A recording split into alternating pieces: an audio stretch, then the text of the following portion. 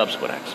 Senator, are you comfortable with Elon Musk having a role in upgrading or overhauling air traffic control? I think that's actually tremendously important. I have been advocating for a long time modernization of air traffic control. Our air traffic control technology is from the 1950s. We are literally using radar and strips of paper and floppy disks. The fact that Elon Musk, one of the top technology CEOs on planet Earth, is available to bring his expertise and the expertise of world-class engineers to bring air traffic control out of the 1950s and into the 21st century, I think that is a real opportunity. I'm glad President Trump raised that issue this morning at the prayer breakfast. That, as I said, is something I've been advocating for a long time, but there's no doubt that having current technology rather than technology decades out of date would make everyone safer. What Elon Musk is doing, they're going into these agencies with these DOGE guys, and they're identifying and rooting out taxpayer dollars that are being wasted by the many hundreds of millions, maybe even billions of dollars, depending on the agency.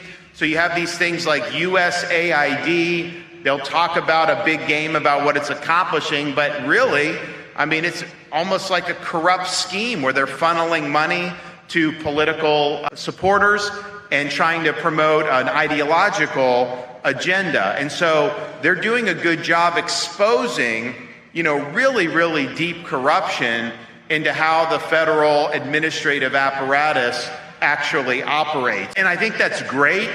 And when the president announced that Elon was going to do this back during the campaign, a lot of people were like, well, cutting spending, only Congress can do that. And so, you run $2 trillion deficits. You actually have to get Congress to reduce spending.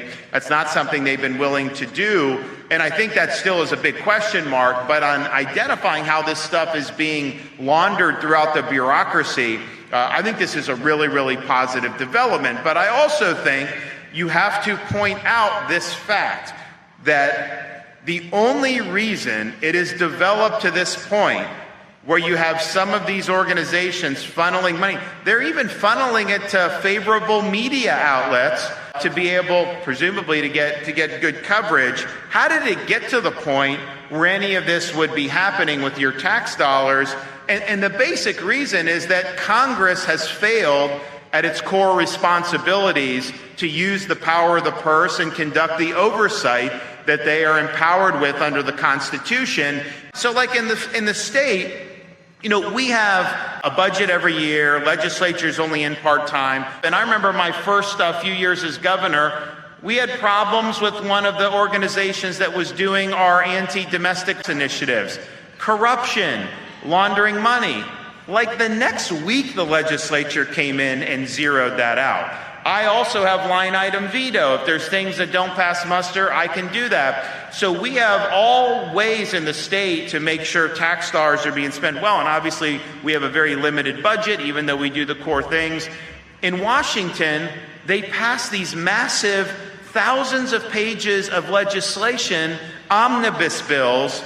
Nobody can even read it.